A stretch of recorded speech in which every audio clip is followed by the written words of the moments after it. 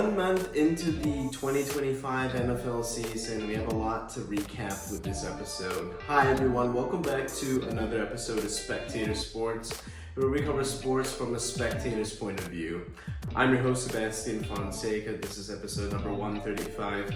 And before we get into breaking down action across the NFL, please do us a massive favor as we are on the grind to 400 subscribers by the end of the calendar year. So if you could drop a like on this video, subscribe to the channel if you haven't done so already, it would make a massive difference with the YouTube algorithm. If you want to get clips from today's episode, we got that for you here on YouTube in our various playlists as well as on TikTok. If you want to enjoy Spectator Sports from an audio-only experience, we got that for you on Spotify. I'll link everything in the description, and let's get into this week's episode. After Russell Wilson had another uninspiring performance in front of a national audience, Brian Daboll has decided to make a change. Jackson Dart is now QB1 for the New York Giants. After Russ was brought in to win games, but after 3 weeks, the Giants stood at 0-3, with the offense looking anemic as ever. In week 1, Russ completed 46% of his passes against the Washington Commanders, as the offense could only muster 6 points. Despite throwing for over 450 yards and 3 touchdowns against the Dallas Cowboys in week 2, it was Wilson's interception that set up the Cowboys' win in overtime. 2 weeks ago, on a Sunday night matchup against the defending AFC champion Kansas City Chiefs, the Giants' offense had no juice. Russ threw 2 awful interceptions, with the second one taking points off the board, with the Giants driving in the red zone and a chance to go into halftime up at least 3 points. But things went from bad to worse, as late in the fourth quarter, the Giants were down 22-9 with a chance to make it a one-possession game. And it was first and goal from the 6-yard line. But instead, Russ hijacks the possession by chucking the ball out of bounds towards the tunnel on first and goal. And due to this throwaway, he was penalized for intentional grounding and a loss of down. On second down, Daboll calls for a quarterback draw, and this could have worked if this was maybe 5 years ago and this was Seattle's version. But this is Russell Wilson in 2025, nowhere near athletic compared to his Seattle days, and Russ could only manage to pick up 3 yards. After another throwaway on third down, Russ faces a fourth down with the future of his career hanging in the balance. Russ faces pressure once again, but elects to throw the ball out the back of the end zone once again, without even giving his receivers a chance. This probably was the most puzzling series I've ever seen, and with a chance to get back into the game in a goal-to-go situation, Russ elects for 3 throwaways in the process, with the last one being so bad that it hits the uprights. I don't even know what Russ was trying to do here. Maybe he was trying to prevent his already embarrassing stat line from getting even worse.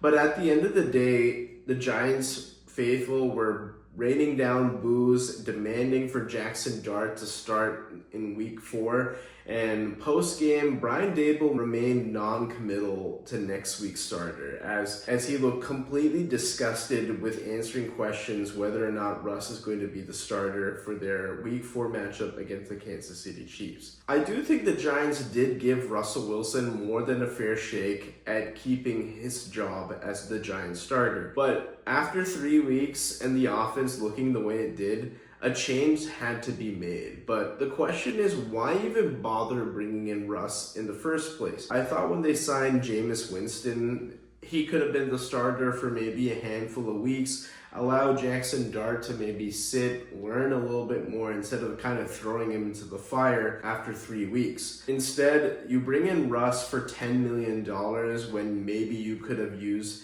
that money to allocate for beefing up your offensive line, or maybe even bringing in another pass catcher, as we all know that their receiving room is one of the worst in the league outside of Malik Neighbors. Before we get into Jackson Dart and his debut against the Los Angeles Chargers, let's just address what does this benching mean for Russell Wilson? I don't know if anyone else in their career has ever played themselves out of the Hall of Fame like we've seen with Russell Wilson in the last 4 seasons. His post-Seattle career has been an utter disaster. Denver ate a record $85 million dead cap hit just to get rid of him. The Pittsburgh Steelers let him walk after closing out the season on a 5-game losing streak, and they elected for the older Aaron Rodgers, just a season removed from a torn Achilles. And now the New York Giants have pulled the rug out from under him before the end of September. Let's remember that Russ is seen around the league as a quarterback with diminishing skills and a decline in play. Definitely doesn't appear that he is the same guy compared to what we saw back in his Seattle days. If the evidence isn't already clear, Russell Wilson is washed and has no business being a starter in the NFL anymore. Jackson Dart steps in as a potential savior for this regime. If he can develop, even flash some potential sometime this season, it may give ownership enough reason to bring back GM Joe Schoen and head coach Brian Daboll. However, could Dart be the latest player to suffer with the New York Giants? We've seen with recent departures, players like Xavier McKinney flourish in Green Bay. Daniel Jones has led the Colts to a 3-0 start. Saquon Barkley looked so dominant last year on way to winning a Super Bowl with the Philadelphia Eagles and winning Offensive Player of the Year that I don't know if John Mara has gotten even a wink of sleep since his departure last year in March of 2024. The question remains to be seen, but in Jackson Dart's debut, he brought some energy and much needed juice to the Giants offense as he led the Giants on an opening drive of over 90 yards as he capped off the drive with a 15-yard touchdown scamper for his first touchdown of his career. The moment didn't look too big for the Giants' first-round draft pick, who used his legs at times on designed runs and scrambles, and his ability to avoid pressure kept the Chargers' defense off balance, as the numbers didn't really jump off the page. 13 of 20 for 111 yards and a passing touchdown along with his rushing touchdown. But I thought Jackson Dart did a good job in avoiding turnovers or turnover-worthy plays, and he kept the Giants ahead of the sticks in positive situations. He got the ball out quickly, knowing where he wanted to go with the ball pre-snap. And while it wasn't all perfect, remember, it's just his first start in the NFL, and there were certainly red zone issues plaguing the Giants as they were just 2 for 5. But New York was dealt a devastating blow with the injury to Malik Neighbors, who is now the latest victim of the Metlife turf monster, as he's going to be shelved for the rest of the season with a torn ACL. And we'll talk about all the injuries we've seen with Metlife, but absolutely is a devastating loss and definitely will be something to monitor, because Jackson Dart now will have to go the rest of his rookie year without his top target. His development is going to be the biggest priority if this regime wants to keep their jobs. For the Chargers side of things, this had trap game written all over it. They didn't have tape on Jackson Dart, and we all know that West Coast teams do typically struggle with 1 p.m. kickoffs. But this loss ended up proving costly, with Rashawn Slater already shelved for the season with a knee injury. Joe Alt went down with a high ankle sprain, and he's going to be set to miss multiple weeks. And after taking 14 quarterback hits and 5 sacks last week against the Denver Broncos, Herbert endured another 12 hits and additionally 2 more sacks against the New York Giants. We all know that New York's defensive line is one of the best in the league, and it would pose threats against a healthy offensive line. But against a banged up Chargers offensive line, they made Herbert's life a living hell, as he was pressured on nearly 48% of his dropbacks. Herbert was under siege for much of the afternoon as he was dodging pressure from Abdul Carter with 8 pressures, Brian Burns, who had a sack and 6 pressures, Kayvon Thibodeau with 6 pressures, but he definitely was off kilter. He threw 2 interceptions, which is now a season high, and the passing offense definitely looked out of sorts with the lack of protection. Now, the one bright spot was definitely the continuing development of Omarion Hampton, who had a solid game against the Denver Broncos in Week 3 and had his best performance of his career with over 100 yards on the ground with a long touchdown run. It does seem that he seems to be rounding into form and could be a reliable running back for the Chargers' future. But certainly is a missed opportunity for LA, because with the Chiefs winning 2 consecutive games, that 2-game lead is now down to a single game.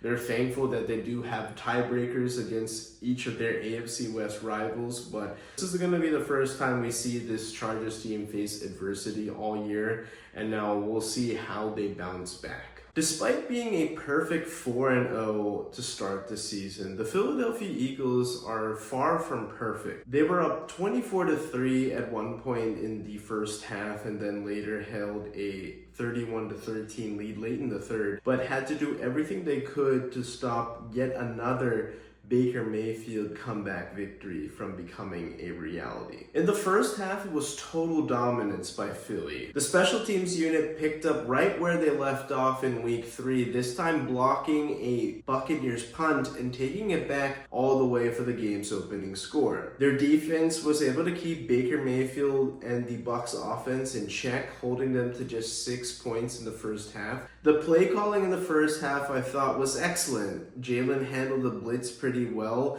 and the offense was in rhythm. And their offense was humming as they got a little bit creative at times around the goal line, with a few wrinkles and exotic formations yielding into 2 Dallas Goedert touchdown passes via shovel pass from Jalen Hurts. Jalen was in command, especially in the first half, as he finished 15 for 16 for 130 yards, but in the second half was completely different as the Eagles' offense completely dried up. Hurts didn't complete a single pass in the second half, going 0 for 8, and I don't think I've ever seen a stark contrast between 2 halves like I seen in this game against the Tampa Bay Buccaneers. I was truly confused on what Kevin Patullo was doing with this offense. There's just too much talent for Saquon Barkley to be struggling and getting on track this season like we've seen. There's too much talent to not find ways to get AJ Brown the ball on a consistent basis,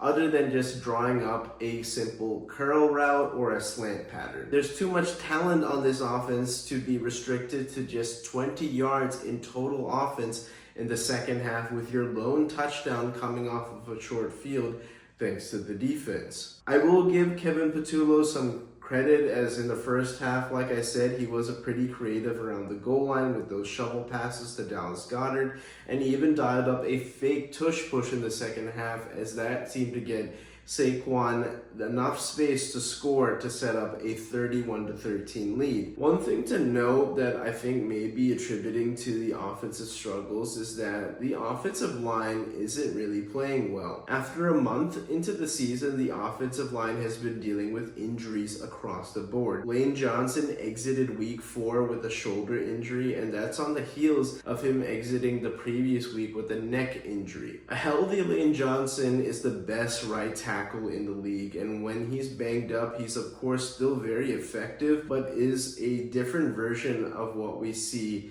when healthy. Landon Dickerson started off the season banged up with a sprained MCL and meniscus, needing him to get his knee cleaned out at the beginning of training camp. And since returning to the lineup, he's been dealing with a back injury. Cam Jurgens had off-season back surgery just days after the Super Bowl and is still looking like he's on the mend from that injury. Tyler Steen picked up an injury to his lower leg in Week 4 and was thankfully able to return, but still looked fairly hobbled. Thankfully for the Eagles, Jordan Mailata seems to be the lone Eagle offensive lineman that is actually healthy so far this season, and he's been playing at an all-pro level. But you can definitely say that the rest of the bunch is underperforming, and that's leading to several ripple effects in terms of pass protection and run blocking, leading to the offense struggling to start out 2025. After 4 games this season, Saquon Barkley has been restricted to just 237 yards on 3.1 yards a carry. While I do expect him to hit some home runs eventually at some point this season, the offensive line is going to need to create those running lanes that we saw last season. The lack of push in the second half messed up the timing of these routes, and the passing game suffered as a result. The Eagles' identity is predicating to being one of the best teams in the trenches, and while this is something we've seen in the past few seasons, the 2025 version is nowhere near elite. As the offense tries to get its shit together, once again it appears that the defense is carrying this team. Against one of the hottest quarterbacks in the league, Fangio's defense was excellent in the first half, as like I said earlier, they held the Bucs offense to just 6 points. The second half, they got a little leaky, allowing 2 long touchdowns to Bucky Irving and later Emeka Egbuka, but they did manage to force 2 huge turnovers, including a fumble which gave a struggling offense some life in a short field to build a 31-13 lead in the third quarter. Jahad Campbell has once again proved to be one of the biggest steals in the 2025 draft, as he came up with his first career interception in the red zone, which ended a promising Buccaneers drive. While the D-line didn't get home often, only sacking Mayfield twice, they did generate a ton of pressure against a banged-up Tampa Bay offensive line. In fact, Baker faced pressure on 41% of his dropbacks. I gotta say that the Eagles' secondary so far in 2025 has been doing its part. Adoree Jackson was inactive for the first time this year, and this gave Keely Ringo an opportunity to start in place of him. He did a pretty good job, as he only allowed 1 catch for less than 10 yards. But the true star of this secondary has got to be Quinion Mitchell. Obviously, we would love to see him go up against Mike Evans, but he missed this game due to a hamstring injury. But in the meantime, Quinion Mitchell took away an entire half of the field. In just his second season, he's become one of the best lockdown corners in the league. Against the Bucs, he was targeted 9 times, giving up only 2 catches for 6 yards, and broke up 5 passes, which was a career high. And this effort led to him winning Defensive Player of the Week in the NFC. He went up against Chris Godwin at times, but most of the time it was against the rookie Emeka Egbuka. And I thought he did give Egbuka a good run for his money, as there was a couple times where Baker was trying to go to Egbuka in the end zone, but Quinion was right there stride for stride and was able to break up what could have been a touchdown. It's been a long time since the Eagles have had an elite secondary, but after some upgrades within the last 2 seasons, this is one of the best in the league. After once again losing to Patrick Mahomes and the Kansas City Chiefs, Lamar Jackson is now just 1-6 against this very team and this very quarterback. He looked great early, leading the Ravens on a touchdown drive to start the game, but once the offense went off script, everything went to shit. It seems Steve Spagnuolo has figured out Lamar Jackson's kryptonite. After so many matchups throughout the years, he's been able to make Lamar feel uncomfortable by bringing blitzes from every angle possible, and he's also been able to deploy a spy to limit from scrambling. After the opening drive touchdown, Kansas City's defense allowed just 167 yards on the next 6 drives that Lamar Jackson led. In that span, the Chiefs forced 2 turnovers on downs, and forced the Ravens to settle for 2 field goals. Lamar was under heavy pressure during the entire afternoon, as he faced pressure on over 40% of his dropbacks and got sacked 3 times in the process. Lamar also threw his first interception of the year and missed a crucial throw on 4th down while losing a fumble, all in the first half. By this time, the Chiefs were able to build a 20-7 lead and never looked back. Xavier Worthy returned to the lineup, and the Chiefs wasted no time getting the speedster involved. With a pair of 35-plus yard plays, Xavier Worthy was back in the fold. Mahomes diced up the Ravens' leaky defense as he had his best performance of the year with a season-high 270 passing passing yards, and 4 touchdowns. Things went from bad to worse in the second half when injuries struck the Ravens hard. Lamar had to exit the game due to a hamstring strain. Marlon Humphrey left with a calf injury, followed by Roquan and Nate Wiggins also having to leave the game. And this is already on the hinges of Ronnie Stanley leaving the game in the first quarter, as the Ravens left Kansas City with an embarrassing loss and several injuries. This season started off with Super Bowl aspirations for the Baltimore Ravens. It was a now or never season. But now it feels that the Ravens have lost their identity. They don't have any sort of physicality, and they feel far more pass happy compared to the dominant defensive minded team that we've seen in years past. And along the way, when you factor in the decimation of bodies across the board, the Ravens are in a bad spot. Their defense has already proved to be extremely porous, as they're the second to worst defense in the entire NFL. Over the last 2 weeks, they gave up 200 yards rushing to the Detroit Lions, including 2 drives of over 90 yards, which is something they haven't did since the early 2000s. And this week, they gave up nearly 400 yards of offense to a Chiefs offense that has struggled to gain any type of momentum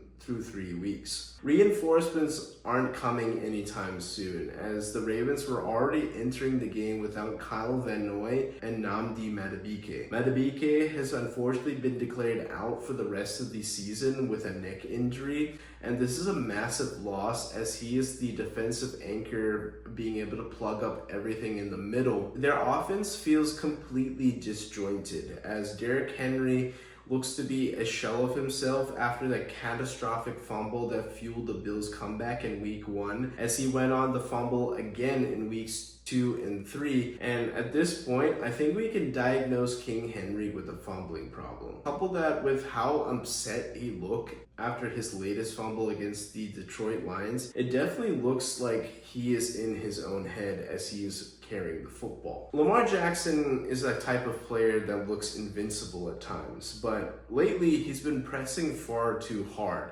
as we saw in the Monday night game against the Detroit Lions, where he held onto the ball far too long trying to make a play downfield and ended up taking 7 sacks. And against the Kansas City Chiefs, he looked like a deer in headlights, forcing the issue as he couldn't wiggle free from the spy being deployed by Spagnuolo to try and limit the damage with his legs. Lamar, for whatever reason, just seems to shrink in these moments. We've seen that in his last couple of matchups against Josh Allen, and especially against Mahomes, he looks particularly awful. We know that the Ravens have so much talent on paper, but after seeing them through 4 weeks, they don't look remotely close to meeting those Super Bowl expectations we had coming into this season. When you add in the injuries across the roster and Lamar likely to miss 2 to 3 games, this might be a hole that is too large for the Ravens to dig themselves out of. After 4 weeks, the Jacksonville Jaguars are 3-1, and the main reason is their tenacious defense. Anthony Campanelli's unit was a force to be reckoned with Sunday against the San Francisco 49ers, as Jacksonville's defensive line dominated the line of scrimmage to suffocate the run, and its hard-hitting secondary made the Niners pass catchers a little bit wary all afternoon. The combination of these 2 aspects created several mistakes. The Jags defense forced 4 turnovers, including 2 interceptions and a game-ending strip sack on Brock Purdy. And this brings their season total to 13 turnovers in just 4 games. And this currently leads the NFL. And this is on the heels of finishing last year with just 9 total turnovers forced across 17 games. In terms of DVOA, the Jags defense ranks 3rd in the NFL, but when you factor in EPA, the Jags are in 2nd. Devin Lloyd is playing like an all-pro linebacker, playing sideline to sideline, finishing with 2 interceptions off of Brock Purdy. Former 49ers defensive lineman Eric Armstead came up huge with a strip sack on Brock, essentially ending the game. The Jags defense did their part to limit the damage from Christian McCaffrey, who was held to just 42 yards rushing and forced Kyle Shanahan to get creative in his play calling. Jacksonville, who feasted off of turnovers all season long, made the 49ers pay as they scored 17 points off of their turnovers, including a long Travis Etienne touchdown run for their first score of the game. Travis Hunter is slowly getting more and more involved in the Jags offense, as he had a career-long 28-yard reception on 3rd and 15. Jacksonville's special teams unit is also coming up big, as Bashal Tutton had a long kickoff return, and this gave the Jags a chance to steal 3 points before halftime. Couple that with Parker Washington scoring from 47 yards out on a punt return really helped the Jags get some space after the 49ers scored a touchdown to cut it to 3. Things don't get much easier for the Jags, but it does seem that Liam Cohen's squad is off to a hot start. But we will see what happens in the next few weeks, as they do play the Kansas City Chiefs on Monday night, and later on they do play the Los Angeles Rams. The 49ers suffered from self-inflicted wounds all afternoon. After surviving 2 weeks without Brock Purdy, Mac Jones did a solid job picking up wins against the New Orleans Saints and Arizona Cardinals, and they did play fairly clean football along the way. But this changed real quick after a few punches to the gut against the Jaguars. Like I said earlier, there was a few turnovers that the Jags generated and that they converted into 17 points. As a team, the 49ers struggled to run the rock consistently, as they were restricted to just 3.5 yards a carry, as Christian McCaffrey was far more effective in the passing game, finishing the day with over 140 scrimmage yards. The turnovers proved to be too much to overcome. When you couple that with the 2 miscues on special teams leading to 10 points for the Jacksonville Jaguars, this is just the latest ding against Kyle Shanahan and his lack of attention to special teams. It's been a long documented history that Kyle Shanahan doesn't pay much attention to special teams, and that has earned him throughout his entire 49ers tenure. We've seen that with Jake Moody missing kick after kick, and them having special teams miscues resulting in strings of losses throughout his entire tenure as 49ers head coach. And these 2 special team gaffes, which was a long kickoff return and a punt return for a touchdown, are the latest offenses that we've seen from special teams under Kyle Shanahan. To make matters worse, the 49ers were hit with a slew of injuries, as now both starting receivers, Ricky Pearsall and Juan Jennings, along with Brock Purdy, will not be able to make the quick turnaround for Thursday Night Football against the Los Angeles Rams. And that's a pivotal matchup where you're going to need your guys to be ready to go. And unfortunately now this is going to be Brock Purdy's 3rd missed game, as he's been dealing with a turf toe injury to start the year in week 1. Mac Jones will once again have to be the starter coming off of a short week, and he's going to be without his top 2 receivers and George Kittle, who is currently on IR. And despite the 3-0 start, the 49ers appear once again to be ravaged by injuries across the roster. Metlife Stadium will be hosting the FIFA World Cup final next summer, and for every host stadium, FIFA has ordered natural grass to be installed as the playing surface. As many of you may know, turf has become a staple across many North American stadiums, especially for professional football teams. But there's one venue in particular that has been subject to particular scrutiny: Metlife Stadium, home of the New York Giants and New York Jets. Since 2020, Metlife has claimed countless ACLs and Achilles at a rate that has been growing in the last 5 seasons, with Malik Neighbors being the latest superstar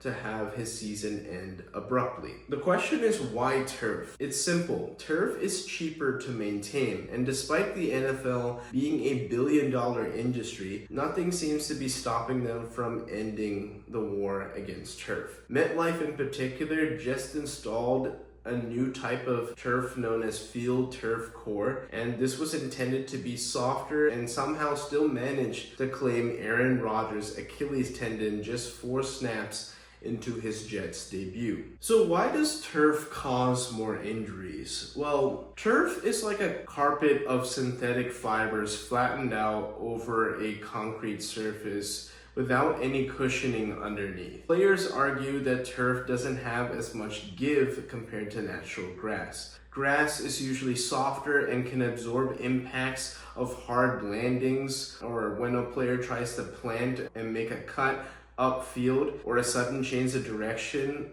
Grass has more give and can absorb those type of impacts or those sudden changes in direction. This ability to absorb lessens the chances of injuries and therefore protects the players. And when you compare the two surfaces, data suggests that players playing on turf are 32% more likely to suffer non-contact knee injuries and 69% more likely to sustain foot or ankle injuries compared to playing on natural grass. These are numbers provided by the NFL Players Association. Yes, you may have to deal with a grounds crew or divots along the playing surface, but at the end of the day, it's still a better option than what we currently see at Metlife. For the World Cup, you will see natural grass, but once it's come and gone, turf will return in time for the 2026 NFL season. Whenever the collective bargaining agreement is up for discussion and renewal, I truly hope that the Players Association ends up fighting for the permanent removal of turf to protect future players from injuries like we've seen over the last few years, especially at Metlife Stadium.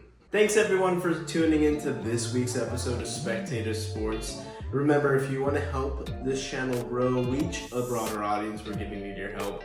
Drop a like on this video, subscribe to the channel, would mean a massive difference in helping us reach our goal for the end of this year of 400 subscribers. And if you want to get more clips from this episode or even our past episodes, we got that for you here on YouTube and our various playlists as well as on TikTok. And if you want to enjoy Spectator Sports from an audio-only experience, we got that for you on Spotify. Again, I'll link everything in the description. Shout out to Joy for editing this podcast, and I'll catch you all in the next one. Take care, everyone.